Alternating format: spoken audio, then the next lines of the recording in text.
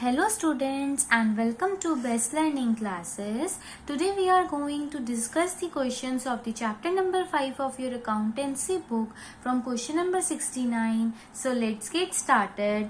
Divya, Yasmin and Fatima are partners in a firm sharing profits and losses in 11:7:2 respectively. Balance sheet हमें provide करी गई है. Balance sheet में क्या कोई हिडन एडजस्टमेंट है? हाँ है. ये रिजर्व फंड की ये हमें गिवन है, राइट? देखो 1 अप्रैल 2018 को आदित्य को एडमिट किया गया है फर्म में 1/5 शेयर के लिए. हमें ये तो बता दिया है कि आदित्य कितना कैपिटल लेके आ रहा है और ये बोला गया है कि जितना भी उसका शेयर ऑफ गुडविल बन रहा था ना वो लेके आया है. बट हमें क्वेश्चन में ये नहीं बताया गया है कि उसका कितना शेयर ऑफ गुडविल बन रहा था. एक फर्नीचर था फर्म में 2,40,000 का. वो ओल्ड पार्टनर्स हैं, दैट इज दिव्या, यस्मीन और फातिमा ने ले लिया है इक्वली. इट मीन्स इस फर्नीचर में से 80,000 इसके पास, 80,000 इसके पास और 80,000 इसके पास चले गए हैं. एक क्रेडिटर था 7,000 का जो कि हमने बुक्स में रिकॉर्ड नहीं किया था बट अब हमें उसे रिकॉर्ड करना है. इट मीन्स हमारी लायबिलिटी बढ़ जाएगी. गुडविल के लिए नंबर ऑफ ईयर परचेज बता रखे हैं. आपको एवरेज प्रॉफिट लास्ट 2 ईयर्स का निकालना है. स्टूडेंट क्वेश्चन बहुत ध्यान से रीड करना है. कई बार हम क्या करते हैं, जो हमें हैबिट है, हम देखते हैं भाई 3 साल का प्रॉफिट गिवन है, तीनों को प्लस करके 3 से डिवाइड, तो वो रॉन्ग हो जाएगा क्योंकि क्वेश्चन में बोला हुआ है कि आपको एवरेज प्रॉफिट लास्ट 2 ईयर्स का ही लेना है. तो हम इसे इग्नोर कर देंगे और इन दोनों को यूज करके ही एवरेज प्रॉफिट निकालेंगे और नंबर ऑफ ईयर परचेज आपको गिवन ही है.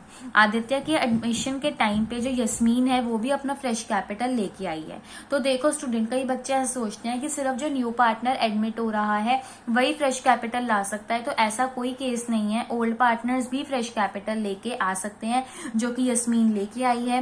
प्लांट एंड मशीनरी को आपको 2 लाख पे रीवैल्यू करना है. तो अगर हम ऊपर बैलेंस शीट में देखें तो आपको प्लांट एंड मशीनरी की जो वैल्यू है वो अलग गिवन है और अब वो कह रहे हैं कि आपको प्लांट एंड मशीनरी को दूसरे नंबर पे वैल्यू करना है. दैट इज 1,80,000 की पहले थी और अब आपको उसे 2 लाख पे वैल्यू करना है. इट मीन्स एसेट की वैल्यू बढ़ जाएगी और एक्सपेंसेस आउटस्टैंडिंग को 9,000 पे ले आना है. तो पहले वो 10,000 के थे, अब 9,000 पे ले आना है. इट मीन्स लायबिलिटी कम हो जाएगी. आपको रिवैल्यूएशन अकाउंट प्रिपेयर करना है, पार्टनर्स कैपिटल अकाउंट प्रिपेयर करना है एंड बैलेंस शीट भी प्रिपेयर करनी है. चलो स्टूडेंट स्टार्ट करते हैं. सबसे पहले हम वर्किंग नोट प्रिपेयर कर लेते हैं. तो सबसे पहले हमें एवरेज प्रॉफिट कैलकुलेट करना है. एवरेज प्रॉफिट ध्यान रखना है लास्ट के 2 ईयर्स का ही लेना है, मतलब 2016 to 17 एंड 17 to 18 का. तो ये बन जाएगा 6 लाख प्लस 2 लाख और 2 ईयर्स का ले रहे हो तो 2 से डिवाइड कर दो तो 8 लाख इनको प्लस करके आएगा. 2 से डिवाइड करोगे तो 4 लाख का अमाउंट आपके पास आ जाएगा. अब ये हमें क्या करना होता है, एवरेज प्रॉफिट को नंबर ऑफ ईयर परचेज से मल्टीप्लाई करना होता है जो कि हमें 2.5 गिवन है क्वेश्चन में. तो आपके पास यहाँ पे गुडविल की वैल्यू जो है वो निकल के आ गई. अब हमें क्या करना है, हमें देखना है कि हर एक पार्टनर का गुडविल में शेयर कितना है. और हमें क्या पता है कि ये वाले जो भी सारे ट्रीटमेंट होंगे ये सैक्रिफाइसिंग रेशियो में होने वाले हैं स्टूडेंट्स. तो ओल्ड रेशियो आपको क्वेश्चन में कितनी बता रखी थी, 11:7:2 बता रखी थी. न्यू रेशियो क्वेश्चन में गिवन थी? नहीं गिवन थी और हमें कैलकुलेट करने की नीड भी नहीं है. तो हम डायरेक्टली यहाँ पे सैक्रिफाइसिंग रेशियो क्या पता लग गई, हमें 11:7:2 ही पता लग गई. क्योंकि ये ट्रिक है जो हम हर क्वेश्चन में लगाते हैं मोस्टली. तो दिव्या का निकालना है तो निकाल लीजिए ना. देखिए किस तरीके से आप निकालेंगे. सबसे पहले जो ये आदित्य है न्यू पार्टनर, देखो गुडविल की वैल्यू आपके पास जो आई है वो पहले आदित्य का जो 1/5 शेयर है वो निकाल लो कि इससे क्या आपको पता लग गया कि आदित्य इतना शेयर ऑफ गुडविल लेके आने वाला है. ये बात क्लियर है. कितना लाने वाला है वो 2 लाख. एक चीज बताओ अब मुझे कि इन जो पार्टनर्स को जो भी शेयर मिलने वाला है वो 2 लाख में से ही मिलने वाला है. इससे तो इनका कोई लेना देना नहीं है. इन्हें तो जो भी मिलेगा वो इसी से मिलेगा, राइट? तो अब आप क्या करोगे, इसको इनके सैक्रिफाइसिंग रेशियो में बांट दोगे. ठीक है, तो जैसे 2 लाख है तो इसका 11/20 यहाँ, 2 लाख का 7/20 यहाँ और 2 लाख का 2/20 यहाँ आ जाएगा. ठीक है. अच्छा, तो ये कितना आ गया, 1,10,000, ये आ गया 70,000 और ये आ गया 20,000. तीनों पार्टनर सेक्रीफाइस कर रहे हैं तो इनका अकाउंट क्रेडिट हो जाएगा और ये क्या कर रहा है, ये गेन ही कर रहा है, आ रहा है तो इसका अकाउंट डेबिट होगा, ये देगा. तो चलिए अब प्रिपेयर करते हैं रिवैल्यूएशन अकाउंट. देखो रिवैल्यूएशन अकाउंट में क्या क्या आना था. सबसे पहले आपको क्या गिवन है कि जो क्रेडिटर है 7,000 का वो पहले आपने रिकॉर्ड नहीं किया बट उसे अब आपको रिकॉर्ड करना है. तो लायबिलिटी बढ़ जाएगी तो इस साइड आता है तो इधर आ गया 7,000. ठीक है। इसके बाद क्या बोला हुआ था कि आपको प्लांट एंड मशीनरी को 2 लाख पे वैल्यू करना है, तो मतलब बढ़ाना है, तो प्लांट एंड मशीनरी को बढ़ाना है। देखो पहले वो 2 लाख की थी, अब आपको उसको अब आपको उसको 2 लाख पे करना है। पहले वो 1,80,000 की थी, इट मीन्स 20,000 से ये बढ़ गई है। ठीक है। अच्छा, फिर यहाँ पे मैं लिख रही हूँ आउटस्टैंडिंग एक्सपेंस, क्योंकि ये कम हो रहे हैं, लाइबिलिटी कम और एसेट प्लस, यहाँ एसेट माइनस और लाइबिलिटी बढ़ती हुई यहाँ आती है। तो यहाँ पे एसेट बढ़ रहा है, लाइबिलिटी कम हो रही है, तो क्रेडिट साइड पे आएगा। तो देखो यहाँ पे आपने आउटस्टैंडिंग एक्सपेंस में क्या लिखना है, 9,000 पे आपको उसको लेके आना है। देखो पहले वो 10,000 के थे, अब आपको 9,000 पे लेके आना है, तो 1,000 का अमाउंट यहाँ आ गया इतना। अब क्या हो रहा है, यहाँ पे रिवैल्यूएशन का प्रॉफिट हो रहा है, और प्रॉफिट कौन से रेशियो में डिस्ट्रीब्यूट होगा, 11:7:2, दैट इज ओल्ड पार्टनर्स में, ओल्ड रेशियो में। तो दिव्या को मिल जाएगा, यस्मीन को मिल जाएगा एंड फातिमा को मिल जाएगा। देखो टोटल प्रॉफिट हो रहा है स्टूडेंट 14,000 का, जिसमें से 7,700 यहाँ आ जाएगा, 14,900 यहाँ आ जाएगा और 1,400 यहाँ आ जाएगा। और अब आप अकाउंट को क्लोज कर सकते हैं, राइट। तो ये आपको ये सारी चीजें जो भी मैंने यहाँ पुट करी है, ये सब एडिशनल इन्फॉर्मेशन में मिल जाएंगी। नेक्स्ट देखो क्या है, partners capital account. Partners capital account में क्रेडिट साइड पे ओपनिंग फिगर आएगी, by balance brought down. By balance brought down और क्वेश्चन में से ले लीजिए, हर एक पार्टनर का गिवन है। 5,10,000 दिव्या का, 3 लाख यस्मीन का एंड 5 लाख आपको फातिमा का गिवन है। अब जहां जहां पे बढ़ाना है वो क्रेडिट, और जहां जहां कम करना है वहां डेबिट कर दीजिए। देखो सबसे पहले जो आदित्य है, ये बाय बैंक करके अपना कैपिटल अकाउंट का बैलेंस लेके आया है, 4,50,000 का, वो डाल दो। फिर रिवैल्यूएशन में जो प्रॉफिट हुआ है पार्टनर का कैपिटल अकाउंट बढ़ाने के लिए यहाँ क्रेडिट कर दो, 7,700, 4,900 और 1,400। फिर क्या था कि रिजर्व फंड से पार्टनर कैपिटल अकाउंट बढ़ता है तो बढ़ा दो ओल्ड पार्टनर्स में, ओल्ड रेशियो में, तो 49,500, 31,500 एंड 9,000 आ जाएगा। देन आपने अभी प्रीमियम फॉर गुडविल निकाला था, तो मैंने क्या बताया था कि ये तीनों पार्टनर के अकाउंट में क्या होने वाला है, वो क्रेडिट होने वाला है, तो डाल दो 1,10,000, 70,000 एंड 20,000। ठीक है। अच्छा, दूसरी चीज आपने क्या देखी थी स्टूडेंट्स की, जो भी आपको फर्नीचर था वो ये इन तीनों पार्टनर्स ने इक्वली ले लिया था। तो देखो यहाँ पे क्या आया, 2 फर्नीचर। देखो फर्नीचर क्या होता है, फर्नीचर होता है एसेट, एसेट ना खत्म हो जाएगा क्योंकि इन पार्टनर्स में चला जाएगा, फर्म में से तो खत्म हो गया, तो एसेट को आपको क्रेडिट करना पड़ेगा। तो डेबिट क्या होगा, पार्टनर्स के कैपिटल अकाउंट, तो 80,000 यहाँ, 80,000 यहाँ और 80,000 यहाँ आ जाएगा। तो कि टोटल 2,40,000 का था, इक्वली मतलब 1:1:1 के रेशियो में आपने इसको डिस्ट्रीब्यूट कर दिया। ठीक है। अब आप बैलेंस कैरेट डाउन निकाल लोगे। ठीक है। तो 5,972,000, 3,76,400, 4,50,400 एंड 4,50,000। अब आप अकाउंट को क्लोज कर लेंगे, 6,77,200, 6,77,200, 4,56,000, 4,56,000, 5,30,400, 5,30,400, 4,50,000 एंड 4,50,000। अब क्या करना है, लास्ट हमें बैलेंस शीट बनानी है, उसके लिए ओपनिंग बैलेंस शीट देखेंगे। तो सबसे पहले आपको वहां पे गिवन है क्रेडिटर्स। ठीक है। सन्ड्री क्रेडिटर्स, क्या अमाउंट गिवन है वहां पे आपको 70,000 का, बट हमने क्या देखा कि आपको क्रेडिटर्स और बढ़ाने हैं ना, तो 70,000 के पहले से थे, 7,000 से आपने और बढ़ाने हैं, तो अब वो 77,000 के हो गए। ठीक है। और क्या गिवन है वहां पे, पब्लिक डिपॉजिट। तो देखो वो तो एज इट इज रहे, उसमें कोई चेंज नहीं हुआ, तो public deposit as it is डाल दीजिए 1,19,000 के।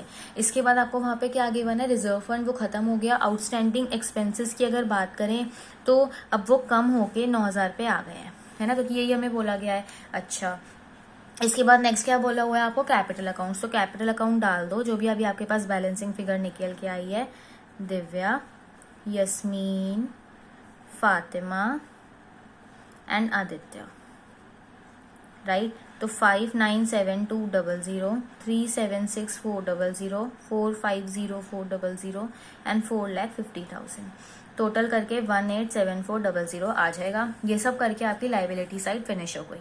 अगर अब एसेट साइड पे चले तो सबसे पहले आपको वहां पे गिवन है फैक्ट्री बिल्डिंग। तो स्टूडेंट वो जितने की थी वो उतने की ही रही है, तो एज इट इज डाल दो। उसके बाद गिवन है plant and machinery. Plant and machinery को अब आपको 2 लाख पे वैल्यू करना है, एडिशनल इन्फॉर्मेशन में बताया गया था। फर्नीचर, तो स्टूडेंट देखो अगर हम फर्नीचर की बात करें तो फर्नीचर तो 2,60,000 का गिवन है, बट उसमें से 2,40,000 का तो पार्टनर्स ने ले लिया, तो बच्चा अब कितने का है, 20,000 का ही। ठीक है। अच्छा, इसके बाद आपको गिवन है स्टॉक। वो जितने का था वो उतना का ही रहा, तो वो आपने पुट कर दिया। इसके बाद है डेटर्स, ठीक है। तो चलिए डेटर्स ले लेते हैं। डेटर्स है 1,50,000 के, लेस करोगे इसमें से आप प्रोविजन, ठीक है, तो वो कर दो। 30,000 का आपको प्रोविजन गिवन है, तो अब आपके डेटर्स 1,20,000 के बचे। देन कैश एट बैंक की अगर बात करें, कैश का किस तरीके से अमाउंट आएगा अब ये भी देख लीजिए। देखिए 1,59,000 की आपको कैश गिवन थी, फिर इसमें 4,50,000 का वो आदित्य अपना कैपिटल लेके आ गया है। देन इसके बाद अगर हम बात करें तो 2 लाख का प्रीमियम ऑफ गुडविल है जो वो लेके आया है, और 50,000 जो है कैपिटल कौन लेके आ गई है, फातिमा, राइट। तो नहीं सॉरी यस्मीन लेके आई है, तो इससे टोटल आपकी कैश बढ़ गई है। तो अब ये 8,59,000 की हो गई है। अब आप अपनी बैलेंस शीट भी क्लोज कर सकते हो, तो ये आपके पास अमाउंट इनको प्लस करके दोनों साइड आ जाएगा, राइट। चलिए क्वेश्चन नंबर 70 देखते हैं। A and B are partners in a firm, net profit of the firm is divided as follows. देखो ये आपको रेशियो गिवन है, कोई घबराने वाली बात नहीं है, सिंपल हम यहाँ पे क्या करते हैं, जो ये रेशियो अगर ऐसे फ्रैक्शन में गिवन होती है तो हम इनका एलसीएम ले लेते हैं और हमारे पास सिंपली ये रेशियो बन के आ जाती है। उन्होंने सी को एडमिट किया है। बैलेंस शीट आपको यहाँ पे गिवन है, इसमें एक हिडन एडजस्टमेंट है, अगेन वही रिजर्व की, जो कि हमें पार्टनर्स में डिस्ट्रीब्यूट करना होता है, इवन हमें क्वेश्चन में गिवन हो तब और ना गिवन हो तब भी, इसलिए इसे हिडन एडजस्टमेंट कहा जाता है। आगे देखो हमें क्या क्या गिवन है। सी की जब एडमिशन हुआ तो वो 25,000 कैपिटल लेके आया, 5,000 वो प्रीमियम फॉर गुडविल का शेयर लेके आया, उसका 1/5 शेयर है। स्टॉक को अंडर वैल्यू करना है, मतलब स्टॉक को अंडर वैल्यू किया गया है, मतलब कि देखो जितना हमें बढ़ाना था हमने उतना बढ़ाया नहीं है, हमने 10% कम से बढ़ाया है। क्रेडिटर्स में एक लाइबिलिटी है 4,000 की, which has been decided the court at 3,200। मतलब सिंपल सीधी लैंग्वेज में समझें तो आपकी जो ये क्रेडिटर्स हैं कम होके 3,200 पे हो जाएंगे 4,000 वाले, ठीक है। अगर हम डेटर्स की बात करें तो देखो स्टूडेंट हुआ क्या है कि जो 2,000 है ना, जो कि एक्स से ड्यू थे, वो बैड हो गया, मतलब एक्स से जो ये 2,000 आने वाले थे अब ये आने ही नहीं वाले, पूरे के पूरे ही खत्म हो गए। और जो 4,000 हमें वाई से आने वाले थे उससे हमें ये पता लगा है कि अगर वो दे पाएगा तो सिर्फ 50% दे पाएगा, मतलब इससे तो पूरे के पूरे चांसेस ही खत्म है, कुछ नहीं आने वाला। और अगर वाई की बात करें तो ये हमें 50% दे देगा, 4,000 में से 2,000 ही दे पाएगा। आपको रिवैल्यूएशन अकाउंट बनाना है, आपको पार्टनर के कैपिटल अकाउंट भी बनाना है और बैलेंस शीट भी बनानी है, ठीक है। चलिए तो सबसे पहले बात आती है स्टूडेंट रिवैल्यूएशन अकाउंट की। तो रिवैल्यूएशन अकाउंट थोड़ा ध्यान से समझिएगा। देखो स्टूडेंट अगर हम बात करें रिवैल्यूएशन अकाउंट में तो उधर देखो एसेट कम होता हुआ इधर एसेट बढ़ता हुआ आता है, इधर लायबिलिटी बढ़ती हुई इधर लायबिलिटी कम होती हुई आती है। अब ध्यान से सुनिएगा, क्वेश्चन में आपको बोला गया है कि जो डेटर्स है ना उसमें से 2,000 नहीं आने वाले हैं। तो देखो आप यहाँ पे क्या लिख सकते हो, 2 डेटर्स। देखो डेटर्स आपके कम होने वाले हैं ना, देखो कितने कम हो रहे हैं स्टूडेंट, एक तो एक्स से हमारे पास पूरे 2,000 नहीं आने वाले, दूसरा जो वाई है वो हमें 4,000 में से 50% नहीं देने वाला, सिर्फ 50% देने वाला है, तो आपके डेटर्स कम हो रहे हैं। आप इसको डेटर्स बोल सकते हो या फिर बैड डेट बोल सकते हो, जो भी आपको सही लगे। क्या बोला मैंने, एक्स पूरे के पूरे 2,000 नहीं देने वाला और वाई आपको हाफ नहीं देने वाला, वो सिर्फ आपको 2,000 देने वाला है, तो टोटल मेरे को 4,000 का नुकसान होने वाला है यहाँ पे, ठीक है। अगर मैं आगे और देखूं तो स्टॉक को आपने क्या किया हुआ है, अंडर वैल्यू। देखो स्टूडेंट जो ये स्टॉक वाला है ना, ये थोड़ा ध्यान से समझिएगा। मान लीजिए हम स्टॉक को मान लेते हैं कि स्टॉक की वैल्यू क्या है, एक्स है। क्यों मानना पड़ रहा है, देखो स्टॉक को ना आपने अंडर वैल्यू किया है, मतलब क्या है कि ना हमारे पास स्टॉक पड़ा था, इसकी वैल्यू कुछ और थी, बट हमने क्या किया, इसको 10% ना कम पे वैल्यू कर लिया। अब मान लो जैसे ये एक्स है, तो मैंने क्या किया, एक्स की वैल्यू को उसके 10% कम वैल्यू करके उसकी वैल्यू मैंने 18,000 बना दी। तो आपने कम कर दिया, अब कितना कम किया वो हमें नहीं पता ना, तो इसलिए हमें से एक्स सेलेक्ट करना पड़ा। क्या बोला मैंने कि स्टॉक की वैल्यू कुछ थी, आपने जितनी उसकी होनी चाहिए थी उससे 10% कम पे उसको रखा है, और फिर उसको 10% कम पे रख के अब उसकी वैल्यू कितनी हो गई है, 18,000 की हो गई है। तो किस तरीके से आप इसे निकालेंगे, आप इसको एलसीएम लीजिए, इसे सॉल्व कीजिए।